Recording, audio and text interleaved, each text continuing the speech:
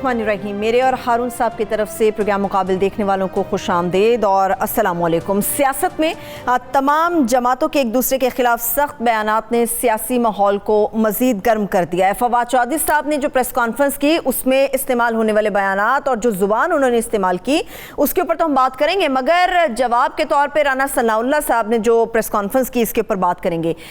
बिलावल भुट्टो ज़रदारी ख़ासतौर पर peoples party के बारे में यही गुमान किया जा रहा था कि नून लीग से अलग होने के बाद शायद उनकी ज़ुबान कुछ शाइस्ता हो जाए या शायद वो इन तमाम तर सूरत हाल से थोड़ा धीमे हो जाए, हट जाए, मगर बिलावल भुट्टो ज़रदारी साहब का भी लहजा पहले से कहीं ज़्यादा सख्त हो गया है। इसकी वजह जानने की कोशिश करेंगे और यकीनी तौर पर आलमी यौम माहौलियात है और इस दिन पर इस दिन की मेज़बानी करना पाकिस्तान के लिए डेफिनेटली एक बहुत बड़े एजाज़ की बात है, मगर इसके बावजूद पाकिस्तान के लिए आलमी सतह पर माहौल को लेकर कौन कौन से और मज़ीद बड़े चैलेंजेस है इसके ऊपर बात करेंगे और ताजिक सदर ने जो पाकिस्तान का दौरा किया उसकी अहमियत क्या, पसे पर्दा क्या कुछ होने जा रहा है, इसके ऊपर भी हारून साहब से हम जानेंगे। हारून साहब, सबसे पहले तो ये कि कल जो मैंने पहला सवाल आपसे किया था उसी ने मज़ीद हलचल मचा रखी है, उसका ही मज़ीद जवाब चाहूँगी।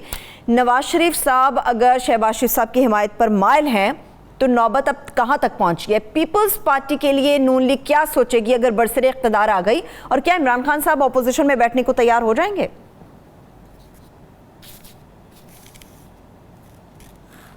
देखिए, वो तो नून लीग 2023 के इलेक्शन के नुक्ते नज़र से प्लानिंग कर रही है। उनकी ये नहीं है उनकी हिकमत अमली के इमरान खान की हुकूमत फौरी तौर पर ख़त्म हो जाए। अगर ये हिकमत अमली होती तो पीपल्स पार्टी की बात वो मान लेते। पंजाब में नो कॉन्फिडेंस की कोशिश करते और पंजाब में नो कॉन्फिडेंस हो जाता तो मरकज़ में मुमकिन हो जाता नो कॉन्फिडेंस। सही। लिहाजा ये तो 2023 के नुक्ता नज़र से प्लानिंग हो रही है और इमरान खान साहब भी कॉन्शियस हैं। देखिए, इस्टेब्लिशमेंट भी किसी एक आदमी का नाम नहीं होता। एक आदमी से बात हो रही है या दो आदमियों से बात हो रही है और उसमें कोई फैसले वैसे नहीं होते। उसमें यह कहना चाहिए कि एक तरह की मफाहमत होती है बाज़ चीज़ों पर।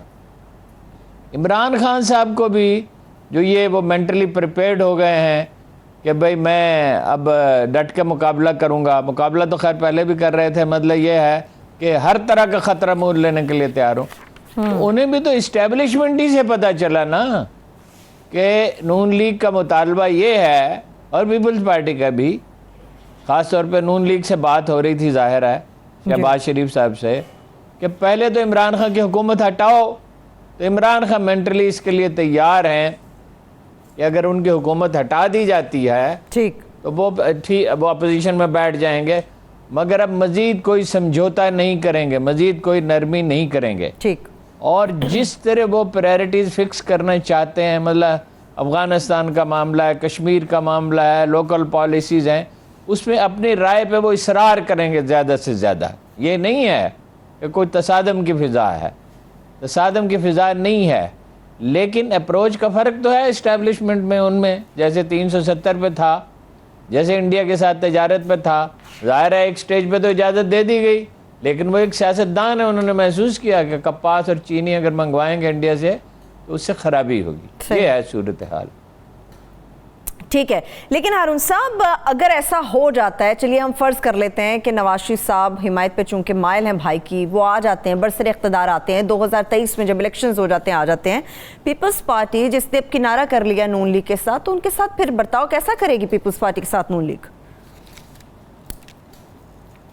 वो यही तो मसला है भाई, हुकूमत में या इमरान खान आएगा अगर वो परफॉर्मेंस दे सका 2 सालों में। अभी तो सूरत हाल ये है कि तरक्याती बजट का बड़ा हिस्सा इस्तेमाल ही नहीं होता। वो पंजाब पे जब बात करेंगे तो मैं अर्ज करूँगा तो इमरान खान जीतेगा या नून लीग जीतेगी। पीपल्स पार्टी का तो कोई स्कोप नहीं है। पीपल्स पार्टी तो देखो 3 सूबों में तो उसका वजूद ही ख़त्म हो गया, और सिंध में भी वो देही सिंध में है, वो कराची में नहीं है, उसकी सक्कर में बालादस्ती नहीं है, सीट शायद निकाल लें, मीरपुर ख़ास में नहीं है, हैदराबाद में बिल्कुल नहीं है, बिल्कुल उनका आदमी जीत ही नहीं सकता, और कराची में गिनती की 2-3 सीटें वो जीत सकते हैं। तो ज़ाहिर है कि पीपल फिर ये मुझे ऐसा लगता है कि कोई तवक्कुआत उन्होंने कायम की थी। मसलन ये आम तौर पर कहा जा रहा था कि सराय की उनकी सरपरस्ती की जाए और सराय की बेल्ट में مطلب یہ وہ کچھ سیٹیں نکالنے میں کامیاب ہو جائیں تو سرپرستی ان کی کیوں کی جائے؟ کیا کارنامہ انہوں نے انجام دیا ہے کہ ان کی سرپرستی کی جائے؟ اس لیے وہ بلاول تو ناراض نہیں ہیں، صرف ناخوش نہیں ہیں، ناراض سے وہ چڑے ہوئے ہیں۔ مطلب وہ انہوں نے کہا کہ نواب شاہ کا صدر تو پاکستان میں دھکے کھا رہا ہے، لفظ دھکے کھا رہا ہے استعمال تو نہیں کیا، مطلب یہ یہاں علاج کرا رہا ہے، اور رائے بینٹ کا جو وزیر اعظم ہے وہ سزا پانے کے باوجود ملک سے باہر چلا گیا۔ ایسے ہی اس وقت تو آپ کو کوئی اعتراض نہیں تھا ان کے جانے پہ، اب اچانک کیوں اعتراض ہو گیا؟ اور پانی کا مسئلہ آپ دیکھیں کہ کیسے اٹھا رہے ہیں اور کیسے کیسے نقطے نکال رہے ہیں۔ اب سندھ ہائی کورٹ میں بھی جج صاحب نے کہا کہ بھئی بظاہر تو ایسا لگتا ہے، یہ کوئی فیصلہ نہیں ہے مگر ریمارکس ہیں، کہ ایسا لگتا ہے کہ اوپر والا جو علاقہ ہے یعنی گدو بیراج اور کوٹری بیراج، تو وہ وہاں پہ اپنا پانی زیادہ استعمال ہو رہا ہے، اور واقعہ بھی یہی ہے، اوپر کے حصے میں پانی زیادہ استعمال ہو رہا ہے، کیونکہ ہمارا وفد وہاں گیا تو اکسیجن ہی غائب ہو گیا، پنجاب کا وفد جب گیا، صحیح، اور انہوں نے جب پنجنت کا دورہ کیا تو وہاں سارا عملہ بھی موجود تھا اور میٹر بھی ٹھیک کام کر رہے تھے اور پانی کا اخراج بھی اتنا ہی تھا جتنا کہ ہونا چاہیے، جتنا ہونا چاہیے۔ اچھا، پھر ایک بڑی دلچسپ بات ہے انہوں نے کہی ہے بلاول نے کہ ترقیاتی بجٹ میں، وفاق کے ترقیاتی بجٹ میں سندھ کا حصہ کم رکھا گیا ہے، بالکل کم نہیں رکھا گیا، اچھا، قطعاً کم نہیں رکھا گیا۔ فگرز جب آئیں گے، بجٹ جب پیش ہوگا، جب فگرز پوری طرح حتمی طور پہ جو فگرز سامنے آئیں گے تو پھر اس میں اندازہ ہوگا کتنے % رکھا گیا ہے، لیکن جو سرکاری ذرائع سے ہم نے پوچھا وہ کہتے ہیں قطعاً کم نہیں رکھا گیا۔ اعتراض یہ ہے کہ کراچی کو شمار ہی نہ کیا جائے، یعنی جو ترقیاتی بجٹ ہے وہ دیہی سندھ کے لیے ہونا چاہیے۔ بھائی کراچی سندھ کا حصہ نہیں ہے کیا؟ جہاں سے سندھ کا جو بجٹ ہے اس کا 95% تو کراچی سے پیدا ہوتا ہے، اور ملتا کتنا ہے اس کو؟ 1/3 بھی نہیں ملتا، میرا خیال 1/4 بھی نہیں ملتا۔ نہ ان کے بلدیاتی اداروں کے پاس اختیارات ہیں، نہ ترقیاتی منصوبے بنتے ہیں، سڑکیں ٹوٹی ہوئی ہیں، کوڑا اٹھایا نہیں جاتا، پینے کا پانی مل نہیں رہا، ٹرانسپورٹ کا نظام ابتر ہے۔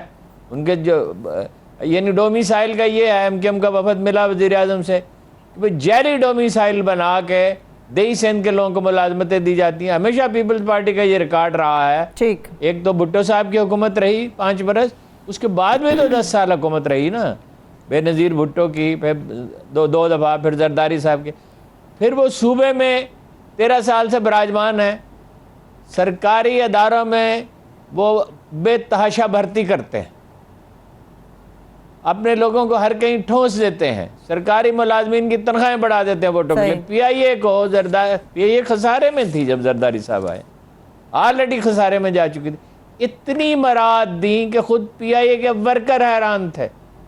ان کے سیکٹری جن ان کی یونین، ان کی حامی جو یونین تھے، اس کے سیکٹری نے مجھ سے کہا کہ ہم تو ہکا بکا ہی رہ گئے، ہم نے جو مطالبات کیے تھے اس سے زیادہ ہمیں دے دیے۔ سندھ کارڈ استعمال کر رہے ہیں، یہی مشرقی پاکستان میں ہوا تھا، اس کے مضمرات کا انہیں اندازہ نہیں ہے، اس کے نتائج کیا ہوں گے۔ اگر آپ اس پہ جو سیریز کتابیں لکھی گئی ہیں وہ پڑھیں تو وہ آپ کو اندازہ ہوگا کہ ٹھیک ہے فرق تھا مشرقی اور مغربی پاکستان کی ترقی میں، اس لیے کہ بنگال تو بہت جو کسی زمانے میں صدیوں پہلے بہت ترقی یافتہ علاقہ تھا وہ بہت پیچھے رہ گیا تھا، صحیح، اور اس کی وجہ ہے سیلاب، اور یہ انڈسٹری وہاں نہیں تھی، انڈسٹری مشرقی بنگال میں نہیں تھی جو آج بنگلہ دیش ہے، مغربی بنگال میں تھی جہاں ہندو میجارٹی ہے۔ بحیثیت مجموعی تو بنگال میں مسلمانوں کی میجارٹی تھی، سہروردی وزیر اعظم بنے تھے 1940 کے الیکشن میں، صحیح، تو وہ وہاں اسی، لیکن ایوب خان کے آخری دور میں بجٹ کا زیادہ ایلوکیشن مشرقی پاکستان کے لیے ہو رہی تھی۔ ایک وجہ یہ تھی یہ بنگالی قوم پرستی کی تحریک، اس بنگالی کارڈ کو استعمال کرنا تھا اقتدار حاصل کرنے کے۔ ایک ہمارے ہاں لوگوں کا خوف تھا، بعد میں تو سچویشن بہت خوفناک ہوگی نا، کہ یحییٰ خان بھی سارے اختیارات چاہتے تھے، بھٹو صاحب بھی چاہتے تھے، اور شیخ مجیب الرحمان بھی چاہتے تھے۔ بھائی ایک آدمی وزیر اعظم الیکٹ ہو چکا ہے، اسے حکومت بنانے کا موقع دیا جائے، یحییٰ خان کا کیا حق ہے؟ اور مرکزی حکومت میں بھٹو کا کیا حق ہے کہ وہ اپنے اختیارات مانگے؟ اس کے 2 صوبائی حکومتیں تھیں اس کے بعد، سندھ میں میجارٹی بن گئی تھی آزاد ارکان کے شامل ہونے کے بعد، ویسے 60 میں سے 28 سیٹیں انہیں ملی تھی، پنجاب میں کلیئر میجارٹی تھی، بالکل واضح اکثریت تھی. تو صوبائی حکومتیں اگر انہیں مل جاتی دو، پنجاب اور سندھ کی، تو سب سے زیادہ باوسیلہ یہی تھے اور یہی مرکز پہ اثر انداز بھی ہو سکتے تھے. لیکن اس وقت جھوٹا پراپیگنڈا کیا گیا. اچھا. بنگالی قوم پرستی کو ہوا دی گئی. یعنی اگر شیخ مجیب الرحمان تھوڑا سا صبر کرتے، اقتدار تو پکے ہوئے پھل کی طرح ان کی گود میں گرتا، کتنا عرصہ یا مزاحمت کر سکتے تھے. ان کی بہت واضح اکثریت تھی، اور کتنا عرصہ بھٹو مزاحمت کر سکتے تھے. یہی کھیل آج سندھ میں کھیلا جا رہا ہے کہ جی ہمارے پاس حصے کا پانی ہڑپ کیا جا رہا ہے. سبسٹنشیٹ کریں نا، اس کا کوئی ثبوت دیں. کون سا پانی ہڑپ؟ آپ کو تو پہلے ہی 1991 کے کارڈ میں آپ کے حصے سے زیادہ پانی دیا گیا، اسی سے سندھ آباد ہوا زیادہ. صحیح. سندھ تو ہم نے دیکھا ہے، وہ سندھ جس میں میلوں تک جو کوئی ہریالی کا نام و نشان نہیں تھا، آباد ہوا، جو اچھا ہوا، ظاہر ہے بہت ہی اچھا ہوا. اور سندھ میں گرمی چونکہ زیادہ پڑتی ہے تو اس کے اور سبزیاں پہلے آتے ہیں، لیکن اکانومی صرف زراعت پہ تو نہیں استوار ہو سکتی. ٹھیک ہے. سندھی جاگیردار جو ہے وہ نہ کاروبار میں گیا نہ انڈسٹری میں گیا، اور وہ اپنا اس نے زراعت پہ صرف انحصار کیا. اور اس لیے بھی کیا، بھٹو کی شخصیت کا ایک بڑا دلچسپ پہلو یہ ہے کہ زرعی اصلاح جب انہوں نے کی تو پنجاب میں اور پختونخوا میں اور بلوچستان میں تو کچھ زمینیں لی، بلوچستان میں بھی زیادہ نہیں لے سکے، سرداروں کی گرفت بہت مضبوط تھی. لیکن سندھی جاگیرداروں سے زمینیں نہیں لی، وہ خود بھی بڑے جاگیردار تھے. انہوں نے کون سی زمین سرنڈر کی؟ ٹھیک ہے. سندھ کارڈ پلے کر رہے ہیں. توقعات ان کی اسٹیبلشمنٹ سے پوری نہیں ہو سکی، حکومت ملنے کا کوئی چانس نہیں ہے.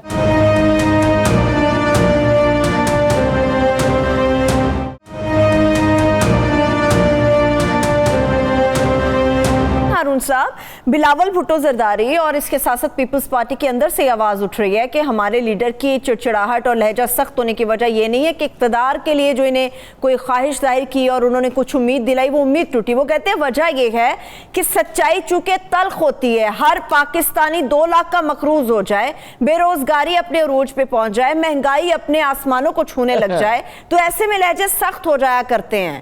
روٹی کپڑا مکان دیں گے، وہ کہتے ہیں ہمیں اقتدار میں آنے تو دو. نہیں، یہ جو 2 لاکھ کا قرض چڑھ گیا ہے، اس میں پیپلز پارٹی کا کوئی حصہ نہیں ہے. میں نے آپ کو بتایا کہ بے تاشا سرکاری بھرتی کرتے ہیں، اور اس قدر سندھ کا جو پبلک سروس کمیشن ہے اسے بے معنی بنا کر رکھ دیا. جعلی ڈومیسائل پہ دیہی سندھ کے لوگوں کو ملازمتیں ملتی ہیں. یہ کوئی دیہی سندھ کے ساتھ خیر خواہی نہیں ہے. اس کا تعلیمی معیار بہتر بنائیں، انہیں اس قابل بنائیں. کوٹا سسٹم ہے، اور کوٹا سسٹم کی وجہ سے ساری ملازمتیں اب تو تقریباً 90-95% ملازمتیں جو ہیں وہ لے جاتے ہیں. بھائی یہ کیا طریقہ ہے؟ آپ پسماندہ ہیں تو ظاہر ہے اس پسماندگی کو دور کیا جانا چاہیے. اس کا راستہ ہے کاروبار، اس کا راستہ ہے انڈسٹری. کہاں انٹیریئر سندھ میں انڈسٹری لگانے کی کوشش کی ہے؟ اور جو کرپشن ہے اس کا تو ذکر ہی کیا. یعنی دہی بھلے والے اور پاپڑ والے اور گنے کا رس بیچنے والوں کے اکاؤنٹ سے میں اربوں روپے موجود ہیں، اور زرداری صاحب ڈنکے کی چوٹ کہتے ہیں کہ اس میں میرا کیا قصور ہے، جس کے اکاؤنٹ میں جمع ہوئے اس کا قصور ہے، میں ثابت کر دوں گا. مطلب اس ڈٹائی کے ساتھ وہ کہتے ہیں. تو یہ پیپلز پارٹی اس کی ذمہ دار نہیں ہے، نون لیگ اس کی ذمہ دار نہیں ہے. یہ ٹھیک ہے کہ عمران خان کی حکومت بھی اس کی ذمہ دار ہے، جس کی حالت یہ ہے پنجاب میں کہ رانا ثناء اللہ نے ٹھیک کہا کہ افسروں کی تقرری پہ یہ بات آپ اگر لاہور سیکریٹریٹ میں جائیں تو ہر آدمی کہہ رہا ہے. آپ اجازت دیں ہارون صاحب تو میں ذرا لوگوں کو سنا دیتی ہوں رانا صاحب نے کیا کہا ہے. تحقیق کرنی چاہیے، عمران خان صاحب کو اس کی تحقیق کرنی چاہیے. میں نے کہا اگر آپ اجازت دیں ہارون صاحب تو لوگوں کو سنا دیتے ہیں کہ رانا ثناء اللہ صاحب نے کیا فرمایا ہے.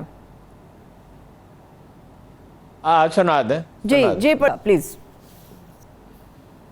یہ کرپشن کا راگ الاپتے ہیں وزیر اعظم صاحب. اس وقت جتنی کرپشن یہاں پنجاب میں ہے اس کی مثال پچھلے 72-73 سال میں نہیں ملی. 2-3 کروڑ روپے میں لوگ جو ہے وہ دے کے جا کے ڈیپٹی کمشنر لگے ہیں. وہ بھئی یہ NRO جن کو تم نے دینا تھا वो तो तुम दे चुके हो। یہ کل آپ نے ہارون صاحب خبر دی، بتایا، لوگوں کی آنکھیں کھولی، آج رانا صاحب نے بھی کہا، مگر ایاز صادق صاحب ہوں، علیم خان ہوں، ان کے بھی تو حلقے پہ کروڑوں روپے خرچ ہوئے ہیں ہارون صاحب، اس کا کیا؟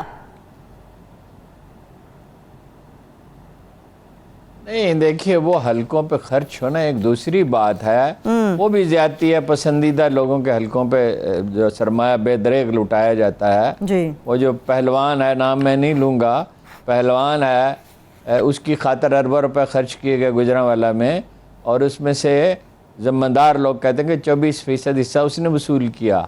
MNAs کے ٹھیکیدار بعض اوقات اپنے ہوتے ہیں، ان کے لیے ابھی بھی 96 روپے کی ایلوکیشن ہوئی ہے۔ اگر تو وہ ان کی طے کردہ تجاویز پہ ترقیاتی منصوبوں پہ خرچ کیا جاتا ہے تو پھر تو ٹھیک ہے، لیکن ٹھیکیدار اپنے ہوں گے۔ دیکھیے میں آپ کو ایک مثال دیتا ہوں، ایک وزیر صاحب گئے چیف منسٹر کے بزدار صاحب کے پاس کہ یہ سڑک کا مسئلہ ہے، انہوں نے ٹال دیا۔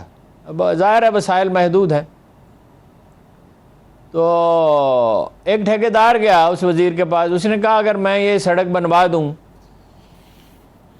تو آپ کو کوئی اعتراض تو نہیں ہوگا؟ ظاہر ہے کہ بھئی اس کا کریڈٹ وزیر صاحب کو تو نہ ملتا، مگر کہ بہرحال ان کے حلقے میں تھی وہ سڑک، تو انہوں نے کہا کہ مجھے کیا اعتراض ہو سکتا ہے، ظاہر ہے وہ انہیں فائدہ تو پہنچتا، اگرچہ ان کے انیشیٹو پہ نہیں بنی، کسی اور کے انیشیٹو پہ بنی، مگر حلقے کے ووٹروں کو تو فائدہ پہنچتا۔ صحیح۔ تو اس نے بعد میں وہ منظوری لے کے پہنچ گیا چند دن میں، اس نے کہا کہ کیسے تم نے منظوری حاصل کی، مجھے تو ٹال دیا تھا۔ یہ سول سیکریٹریٹ میں پنجاب میں یہ کہانی ہر دوسرا افسر سنا رہا ہے۔ اس نے کہا جی 5 کروڑ روپے فلاں آدمی کو دیے، وہ جو فلاں آدمی ہے جس پہ الزام ہے وہ ڈپٹی کمشنروں سے پیسے لے رہا ہے، وہ عمران خان صاحب کو معلوم ہے، ان کے ساتھیوں نے انہوں نے بتایا ہے۔ اب جب یہ ہوگا، آپ کو پتا ہے کہ پنجاب کا بجٹ کا جو 330 ارب روپے تھے، پیسے پہلے ہی کم تھے، اور پہلے سال بھی کم تھے، پہلے سال تو حالت ہی بڑی خراب تھی، دوسرے سال بھی کچھ زیادہ نہیں تھے، اس سال کچھ بہتر ہے، پھر بیچ میں کرونا بھی آ گیا، اس میں سے صرف 60% خرچ ہوئے ہیں۔ اچھا، 330 ارب میں سے صرف 198 ارب روپے خرچ ہوئے ہیں، یہ تو ہے حالت۔ اور چیف منسٹر صاحب اٹھتے ہیں اور جاتے ہیں توسا میں، خانے وال میں، اپنا فیصل آباد میں، کسی جگہ بھی جا کے اعلان کرتے ہیں، جیسے وہ وہی شہباز شریف اور نواز شریف والا پیٹرن کہ یہ میں تحفہ لے کے آؤں۔ تحفہ کہاں سے لے کے آئے ہیں آپ؟ یہ سرکاری خزانہ ہے، یہ آپ کا کام ہے۔ 4 چیف سیکرٹری بدل دیے۔ اعظم سلیمان کو کس لیے بدلا؟ کہ اس کا اصرار تھا کہ ڈھنگ کے افسر لگانے چاہیے۔ اس کے بعد دوسرے سیکرٹری بدلے، یوسف نسیم کھوکھر صاحب کی ریپوٹیشن اچھی تھی، انٹیریئر سیکرٹری تھے، اب بھی انٹیریئر سیکرٹری ہیں، ان کی ریپوٹیشن تھی، وہ رہے تھے اپنا پرنسپل سیکرٹری رہے تھے وزیر اعظم کے، ان کی شہرت اچھی تھی، ان کو بدل دیا۔ اس وقت انہوں نے بڑی نرمی دکھائی، لیکن جب انہوں نے بعض چیزوں پہ اصرار کرنا شروع کیا جو کرنا چاہیے چیف سیکرٹری کو، تو ان کو بدل دیا۔ اب یہ جو نئے چیف سیکرٹری ہیں، یہ ہاتھ پہ ہاتھ رکھ کے بیٹھے ہوئے ہیں، ان سے پوچھیں، خان صاحب انہیں بلائیں اور پوچھیں کہ ڈپٹی کمشنروں کا تقرر کیسے ہوتا ہے، کون صاحب ہیں؟ گروہ کے گروہ پھر رہے ہیں جو لوگوں سے کہتے ہیں کہ جس نے تقرری کرنی ہے، ڈیرہ غازی خان میں ایسے لوگ ہیں، ملتان میں ایسے لوگ ہیں، لاہور میں ایسے لوگ ہیں، گجرانوالہ میں ایسے لوگ ہیں، جو افسروں سے کہتے ہیں تقرری کرانی ہے، تو معاشرے کا جو کچرا ہے، کوڑا ہے، وہ اوپر آئے گا نا۔ اس ڈپٹی کمشنر کی کیا حیثیت ہوگی اگر یہ بات درست ہے؟ پیسے دے کے لگائے جا رہے ہیں، یہ بات سیکریٹریٹ میں ہر آدمی کہہ رہا ہے۔ صحیح، ایک بریک لے لیتے ہیں، ایک سے واپس آئیں گے تو 11 جون کو جو بجٹ پیش ہونے جا رہا ہے، اس کے اوپر کیا ماحول بنے گا، سیاسی ماحول، اس کے اوپر تو ہم بات کریں گے، مگر اس کے ساتھ ساتھ سیاست کے اندر فواد چودھری صاحب نے جو پریس کانفرنس آج کر دی اور رانا ثناء اللہ صاحب نے جو اس کے جوابات دیے، اس کے اوپر اور ماحول سمیت بھی بات کریں گے، ہمارے ساتھ رہیے۔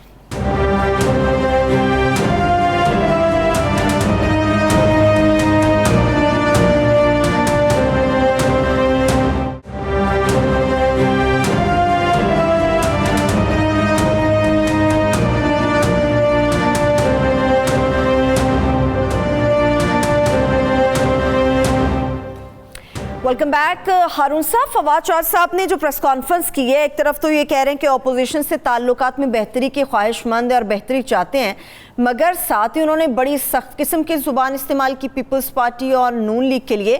مولانا صاحب کو تو یہ تک کہہ دیا کہ آپ سیاست چھوڑ دیں، بس نکاح پڑھوایا کریں۔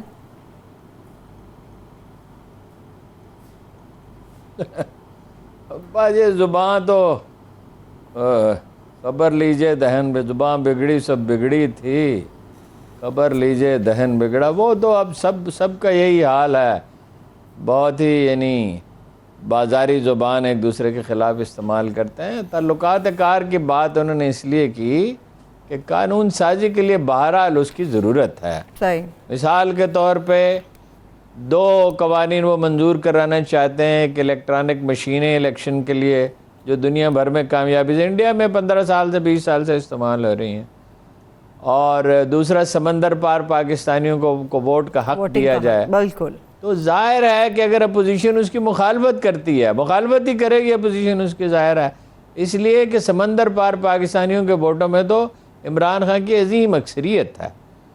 تو اب اگر قانون سازی کرنی ہے تو ظاہر ہے اپوزیشن کا تعاون ہوگا تو اس قانون کی کوئی حیثیت ہوگی، ورنہ تو ہمیشہ متنازع ہی رہے گا نا، اس کا وہ امپیکٹ تو نہیں ہوگا۔ تو اس نقطہ نظر سے انہیں تعلقات کار کے بعد کی، باقی رہ گیا طنز اور تحقیر، وہ تو سکہ رائج الوقت ہے۔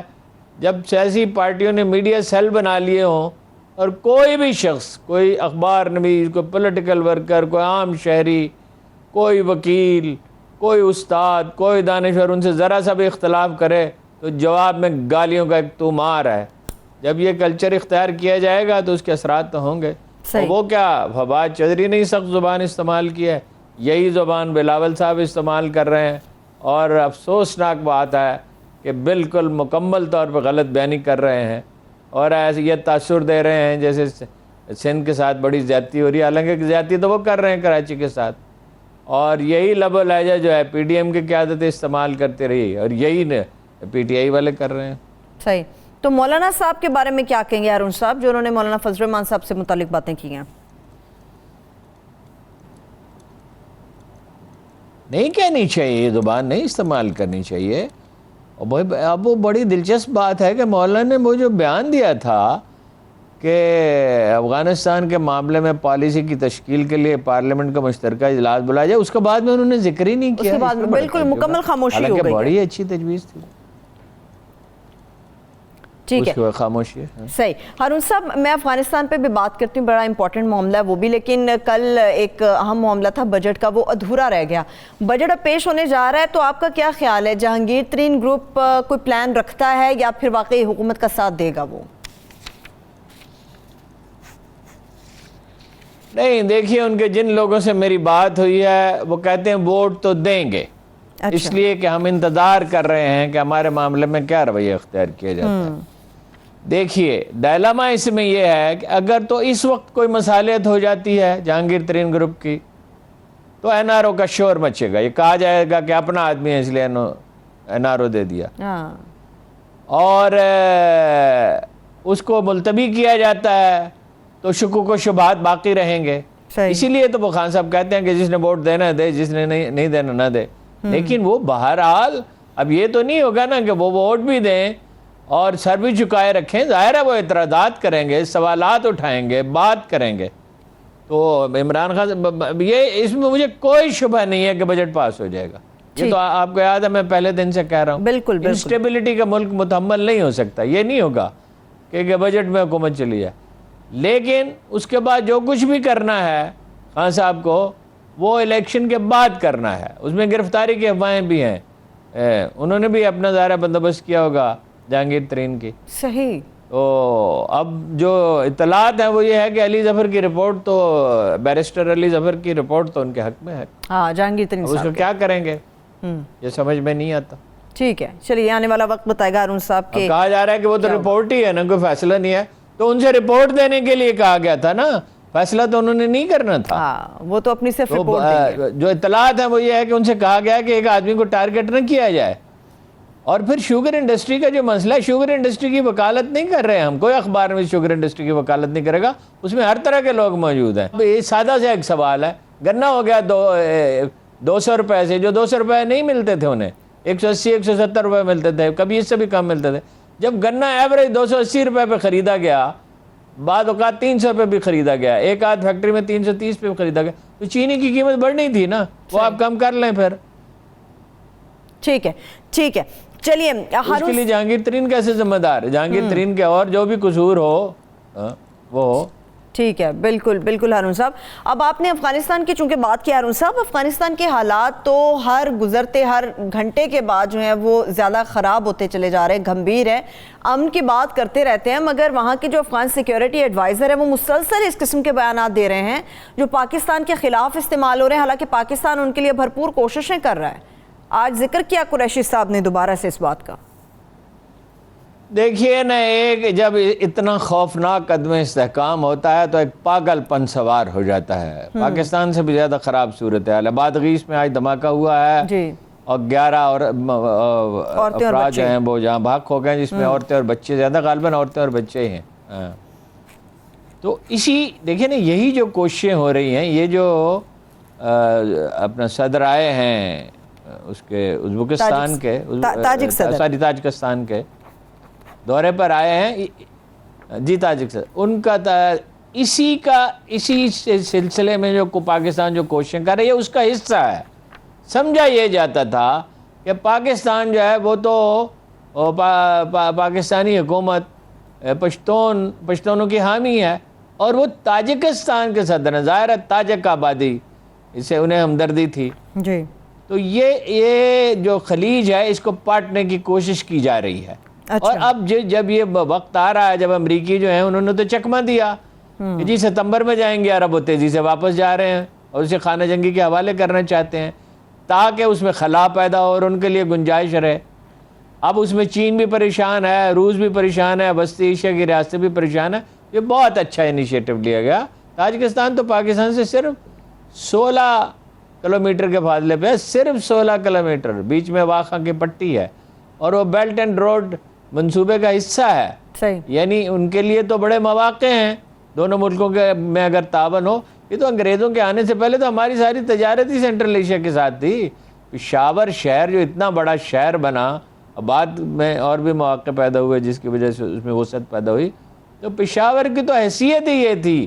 اسی لیے اس کی تاریخی اہمیت بھی ہے، اسی لیے وہ ہزاروں سال سے آباد چلا آ رہا تھا. یہ تو دیکھیے نا، سینٹرل ایشیا تو مسلمان ہو گیا تھا. جناب عمر بن عبدالعزیز کے زمانے میں شروع ہو گیا، آذربائیجان کے لوگ ہو گئے، اس کے بعد دوسرے لوگ ہوئے. تو ان سے ہمارے بہت قدیم تاریخی تعلقات ہیں. بابر کا تعلق کہاں سے تھا؟ ازبکستان سے تھا. جی، سینٹرل ایشیا کے تو بے شمار لوگ پاکستان میں آباد ہیں. اب بھی جو خانہ جنگی وہاں ہوئی جس وقت سوویت یونین ٹوٹا، تو بعض لوگ تو کہتے ہیں 12 لاکھ، اگر 12 لاکھ نہیں تو اس سے کچھ کم لوگ جو ہیں وہ پاکستان میں آ کے آباد ہو گئے. صحیح. انہوں نے پورا افغانستان عبور کیا. افغانستان میں ان کے لیے جائے پناہ نہیں تھی، پاکستان سبھی کی جائے پناہ ہے. تو گلگت بلتستان میں لاکھوں آدمی ان کے آباد ہیں. اب دیکھیے نا کہ اگر امن ہوتا ہے تو اس کا بینیفیشری ہے. ہم بھی سب سے بڑے بینیفیشری تو ہم ہیں، مگر سینٹرل ایشیا کی ریاستیں بھی تو اس کی بینیفیشری ہیں. گوادر تک انہیں ایکسس ملے گی اور یہ ایران سے، عالم مڈل ایسٹ سے، عالم عرب سے، حتیٰ کہ یورپ سے تجارت، یہی مختصر ترین راستہ ہے. چابہار کا اور گوادر کا اگر ٹرک وہاں سے چلے سینٹرل ایشیا سے کسی بھی جگہ سے تو 16 گھنٹے کا فرق ہے. 16 گھنٹے میں کتنا ڈیزل صرف ہوتا ہے، کتنے اخراجات بڑھتی ہیں، کتنی ویئر اینڈ ٹیئر ہوتی ہے. تو یہ تو ہمارے لوگوں نے تو اس کا ادراک ہی نہیں کیا اور بہت تاخیر اس میں کر دی. لیکن بہرحال اب تو گوادر کی بندرگاہ آپریٹر ہے، اسی لیے معاہدے ہوئے ہیں. لیکن معاہدوں کو غیر اہم لوگ سمجھ رہے ہیں، روپے کے لین دین کا. جی، فاخور کا جو علاقہ ہے ہارون صاحب، جہاں پر انڈیا کا ایئر بیس ہے، ایسے میں دونوں ممالک کے تعلقات کو آپ کس طرح سے دیکھتے ہیں کہ بہتر ہو سکتے ہیں یا پھر دہشت گردی کے خلاف ان کے اقدامات عملی شکل اختیار کر سکتے ہیں؟ انڈیا کا ایئر بیس ہے فاخور کے اندر. کیونکہ مس انڈرسٹینڈنگ پائی جاتی تھی. پاکستان کو وہ دوست ملک نہیں سمجھتے تھے، وہ سمجھتے تھے کہ تاجکوں کے ساتھ تعلقات اچھے نہیں ہیں، پاکستان کا رویہ اچھا نہیں. یہ مس انڈرسٹینڈنگ تھی، اس لیے انہوں نے ایک ایئر بیس انہیں دیا فاخور کا، اور ایک ایئر بیس وہ اور چاہتے تھے. اسی کو تو ختم کرنے کی کوشش کی جا رہی ہے. ویسے فاخور کا جو ایئر بیس ہے وہ آپریٹو اس وقت نہیں ہے، وہ استعمال نہیں ہو رہا. یہ آغاز ہے، برف پگھلنے لگی ہے اور الٹیمیٹلی یہ ہوگا افغانستان میں الٹیمیٹلی انڈیا کا کوئی رول نہیں ہوگا. افغانوں کو انڈیا سے کیا دلچسپی؟ نہ ان کی سرحد لگتی ہے، مرسنریز ہیں کچھ، یہ اشرف غنی اینڈ کمپنی چلے جائیں گے، یہ طالبان بھی تنہا افغانستان کو نہیں چلا سکتے. فائنلی ہمیشہ میں آپ سے عرض کرتا ہوں کہ ایک قومی حکومت وہاں تشکیل پائے گی. حکمت یار نے اس کی ایک کوشش بھی کی، مذاکرات خاموشی سے کیے طالبان نے اور اشرف غنی اور حکمت یار نے. فارمولہ طے آ گیا، مرتب نہیں ہوا، طے آ گیا. اشرف غنی صاحب نے اسے اگری کر لیا، اپنے حامیوں سے وہ منوا نہیں سکے. لیکن فائنلی کچھ بھی ہو کہ آخر لوگ تنگ آ چکے ہیں. 40 سال سے وہاں جنگ ہو رہی ہے. پہلے روسی ادھر آئے، پھر امریکی آ گئے. پہلے وہ کمیونزم نافذ کرنے کے لیے آئے قبائلی معاشرے میں، ایسے عقل مند تھے، اور پھر یہ وہاں جمہوریت ہے قبائلی معاشرے میں نافذ کرنے کے لیے. قبائلی معاشرہ ایک ہسٹوریکل پروسیس میں جدید معاشرے میں ڈھلتا. ٹھیک ہے، ایک بریک لے لیتے ہیں. جب بریک سے ہوں گے یہیں سے گفتگو آگے بڑھے گی. ماحولیات کے اوپر مزید کیا کیا چیلنجز ہیں اس کے اوپر بات کریں گے. فاروق ستار صاحب سے متعلق بات کریں گے، اور بھی دیگر اہم معاملات ہیں ان کے اوپر بات ہوگی. ہمارے ساتھ رہیے.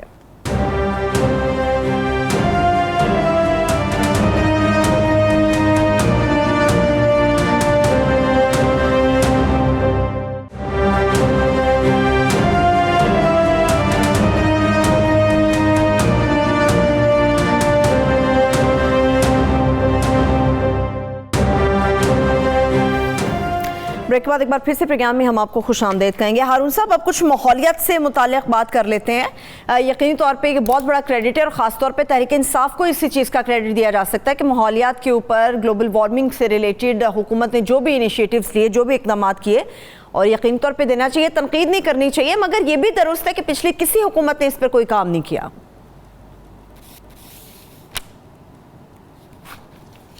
اس میں تو کوئی شبہ نہیں ہے، لیکن خطرہ بہت سنگین ہے.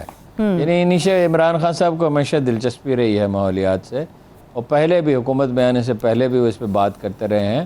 اور پختونخوا کی حکومت نے 1 ارب درخت لگایا، اپوزیشن مانے یا نہ مانے. یہ مخالف سیاسی جماعتوں کے طریقہ. عمران خان صاحب نے بھی خیر کبھی کسی کو کسی چیز کا کریڈٹ نہیں دیا. مثلا نواز شریف حکومت نے پیپل پارٹی کے دور میں تو 12 گھنٹے کی لوڈ شیڈنگ ہوتی تھی، تو نواز شریف نے ایفرٹ تو کی، بجلی گھر تو لگائے، اور نتیجہ یہ نکلا کہ انڈسٹری کے لیے تو انہوں نے بڑی جلدی ختم کر دی تھی. کوئی کسی کو کریڈٹ نہیں دیتا. اور سب سے زیادہ افسوس مجھے سراج الحق کے بیان پہ ہوا تھا کہ کوئی 1 ارب درخت نہیں لگایا، اور گندم کی بالیاں گن کے 1 ارب پورے کر دیے. لیکن خطرہ بڑا سنگین ہے. صرف درخت لگانے سے مسئلہ حل نہیں ہوگا. 55 سے 60 سال کے دوران گلیشیئر پگھل جائیں گے، سیلاب آئیں گے ان سے. یہ ایک حقیقی خطرہ ہے. اور جو سرحدی علاقے ہیں 35 سے 45 سال کے درمیان ساحل سمندر پہ جو علاقے ہیں اس میں سے بعض ڈوب جائیں گے. کراچی میں 2015 میں جو ہیٹ ویو آئی جس میں بڑی تباہی مچی، بعد میں بھی خطرات رہے، وہ گلوبل وارمنگ کی وجہ. حالانکہ پاکستان کے اس میں کوئی حصہ نہیں ہے. جو زہریلی گیسیں خارج ہو رہی ہیں پاکستان کا حصہ 1% سے بھی کم ہے. 2010 میں جو اتنا بڑا سیلاب آیا جس میں 38,000 کلومیٹر ایریا ڈوب گیا، اور 1600 لوگ 1600 زندگیاں گئیں. 1000 آدمی اس کے علاوہ اس کے نتیجے میں جو جرمن تھنک ٹینک جو گرین غالباً چینل کیا اس کا نام ہے، اس کے جو زیادہ شمار ہیں، پاکستان 5 ان ملکوں میں شامل ہے جنہیں سب سے زیادہ خطرہ ہے. پچھلے برس کراچی میں جو ہولناک بارشیں ہوئیں وہ اس کی وجہ بھی یہی تھی. کوئٹہ میں پانی کم ہو رہا ہے، بر وقت ہم نے سوچا نہیں اس کے بارے میں. حالانکہ وہ رپورٹیں موجود ہیں کہ وہاں چھوٹے ڈیم بنائے جا سکتے ہیں. گوادر کے لیے 2 ڈیم بنائے گئے ہیں جہاں سے پانی مہیا کیا جائے گا. علاوہ اس کے کہ شاید سمندر کا پانی بھی صاف کر کے استعمال کرنا پڑے. تو بلوچستان میں چھوٹے ڈیم بنانے کی ضرورت ہے. اس کے علاوہ پانی کے استعمال میں جدید طریقے استعمال کرنے کی ضرورت ہے. صرف اس سے نہیں مسئلہ حل ہو جائے گا درخت لگانے سے. یہ اچھا قدم ہے، اس کی تعریف کرنی چاہیے. کسی اور نے نہیں کیا. 1 ارب درخت لگ چکے ہیں، 9 ارب درخت اور لگانے ہوں گے، شاید اس سے بھی زیادہ لگانے ہوں گے. یہ ایک مسلسل جاری رہنے والا عمل ہے. اس میں پوری توجہ نہیں دے سکی حکومت، اگرچہ انیشیٹو اچھا ہے. زمین بنجر ہو رہی ہے. یہ عطا آباد کی جھیل کیسے بنی؟ یہ گلیشیئر میلٹ ہونے سے بنی نا. یعنی اس کی سنگینی کو محسوس نہیں کیا گیا. اور اناج کی پیداوار کم ہو جائے گی. پاکستان کی آبادی بڑھتے بڑھتے اگلے 10-15 سال میں 40 کروڑ ہو جائے گی. ہمارے دوست بعض مضمون لکھ رہے ہیں اخباروں میں کہ آبادی بڑھنے سے کیا ہوتا ہے. او بھائی آبادی اگر تو آپ ان کو تعلیم دے رہے ہوں, کوئی ہنر سکھا رہے ہوں, پھر تو وہ آپ کا ایسٹ ہے, ورنہ تو تباہی ہے نا. عمران خان صاحب بہت ذکر کیا کرتے تھے 2 کروڑ بچے سکول نہیں جاتے, آج کل بہت کم ذکر کرتے ہیں. تو ایک اس کا پہلو یہ ہے کہ پاکستان کی خدمات کو تسلیم کیا گیا ہے, اپریشیٹ کیا گیا ہے, اور بھارت تو پاکستان کو تنہا کرنا چاہتا تھا, مگر اقوام متحدہ کے سیکرٹری جنرل آئے, دوسرے لوگ آئے, اور پاکستان نے اچھی ان کی پذیرائی کی. لیکن یہ پوری قوم کو اس کی سنگینی کا احساس دلانے کی ضرورت ہے. دیکھیے لندن میں حالت یہ تھی آج سے 40 برس پہلے, 50 سال پہلے, کہ کاروں کی چھتیں کالی ہو جاتی تھی, کوئلہ جلایا جاتا تھا, مگر پھر انہوں نے قانون منظور کیا ایک درخت بھی نہیں کاٹا جائے گا. آپ دیکھتے ہیں لاہور اسلام آباد میں کس بے دردی سے درخت کاٹے جا رہے ہیں, قوانین میں تبدیلیاں کرنی ہوں گی. اس کو ایک قومی مہم بنانا ہوگا, اس میں میڈیا کو اپنا رول پلے کرنا ہوگا, اس میں سیاسی جماعتوں اور فعال طبقات کو اپنا رول پلے کرنا ہوگا. یہ صرف حکومتیں نہیں ہیں جو اتنی بڑی جو مصائب ہوتے ہیں ان سے نمٹ سکتی ہیں, اس میں پوری قوم کو شریک. ٹھیک ہے ہارون صاحب, ایک تو یہ کہ پانی کے بحران پہ آج عمران خان صاحب نے دوبارہ سے بات کی ہے. سندھ اور پنجاب کا مسئلہ پہلے چل رہا ہے, اس کا ذمہ دار کون ہے اور اس کا حل کیا ہے؟ میرے پاس آخری 3 منٹ ہے ہارون صاحب. نہیں, وہ اصل اس موضوع پہ آئے ہیں نا جی فاروق ستار کے, میں نے اس پہ جو بات کرنی تھی کر دی. ٹھیک ہے چلیے, فاروق ستار صاحب کی سیاست کو کس سے خطرہ ہے؟ فاروق ستار صاحب کو بلایا اینٹی ٹیررسٹ کورٹ نے. جی جی جی جی پلیز جاری رکھیے ہارون صاحب. اینٹی ٹیررسٹ دو ٹیررسٹ پکڑے گئے ہیں, پاکستانی ہیں, انڈیا میں انہوں نے تربیت پائی ہے, عمران احمد اور نعیم خان. انہوں نے کہا جی ہمارا رابطہ فاروق ستار کے ذریعے ہوا تھا. فاروق ستار ان 3 آدمیوں میں سے ہیں جو ایم کیو ایم کے بانی تھے. ان میں 3 آدمی ہیں, ایک آفاق احمد ہے, اور ایک وہ تو الگ ہو گئے تھے, اور ایک فاروق ستار ہے. دیکھیے اس میں تو کوئی شبہ ہی نہیں ہے کہ سینکڑوں آدمی گئے, شاید ہزاروں ہوں, 1000-2000 آدمی ہوں, جن کو ممبئی سے پونا تک پھیلے ہوئے کیمپوں میں تربیت دی گئی. اور صرف راز رابطہ نہیں تھا, ان کے کہنے پہ فاروق ستار ان میں شامل ہیں. اگرچہ پارلیمانی سیاست الگ تھی, ٹیررسٹ گروپ الگ تھے. آپ کو یاد ہے کہ میڈیا کیسے یرغمال تھا, پوری سوسائٹی نے کمزوری کا مظاہرہ کیا, اسٹیبلشمنٹ نے, نون لیگ نے انہیں شریک اقتدار کیا, انہیں پیپلز پارٹی نے شریک اقتدار کیا. اب عمران خان صاحب نے بھی کیا ہے, لیکن اب یہ دوسری اپنی ایم کیو ایم ہے. اب اس کی یہ ٹیررزم میں تو اس طرح ملوث نہیں ہے. اب ماضی کے کچھ واقعات ہیں, وہ انور نے اس کی محمد انور جو اس کے قریبی ساتھی تھے, انہوں نے تصدیق کیا کہ ہمارے لوگ انڈیا میں تربیت پاتے رہے. مصطفیٰ کمال نے کہا, یہ خود ایم کیو ایم کے سربراہ منتخب ہونے کے بعد فاروق ستار سب سے پہلے جس شخص سے ملے وہ امریکی قونصل جنرل تھا کراچی میں, اسی وقت ہم نے خبر دی تھی. بات یہ ہے کہ یہ انڈیا اس میں ملوث ہو رہا ہے. عالمی طاقتیں بھی سری لنکا میں, فار ایسٹ میں, ملائیشیا میں, کہاں انہوں نے اپنے ٹھکانے بنائے, جنوبی افریقہ میں. ان کے کہنے پہ ویزے جاری کیے جاتے تھے. اب یہ فیصلہ تو عدالت کرے گی. انہوں نے یہ فرمایا یہ ملوث ہیں یا نہیں ہیں, ہم ججمنٹ تو نہیں دے سکتے.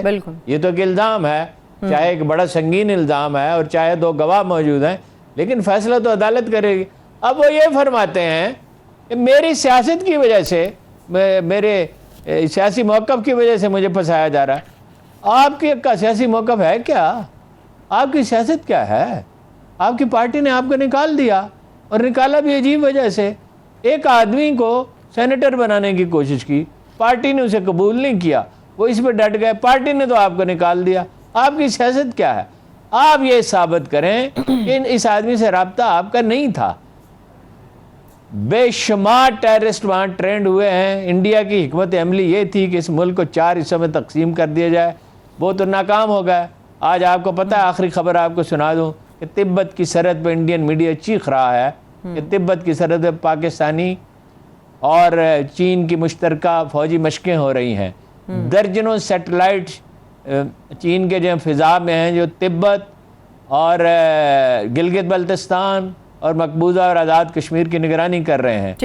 یہ نہرو تھا جس کو بڑا مدبر بنا کے پیش کیا جاتا ہے, جس نے سی آئی اے کو तिब्बत के करीब एक अड्डा मुहैया किया था चीन की जासूसी के लिए। चलिए इंशाल्लाह अब इस पे उसे तफसील उसकी से बात कीमत करेंगे अदा हारून करनी। साहब। ठीक है, बहुत शुक्रिया हारून साहब। में तमाम देखने वालों को शुक्रिया, मुझे इजाजत दीजिए, अपना ख्याल रखिए, अल्लाह हाफिज।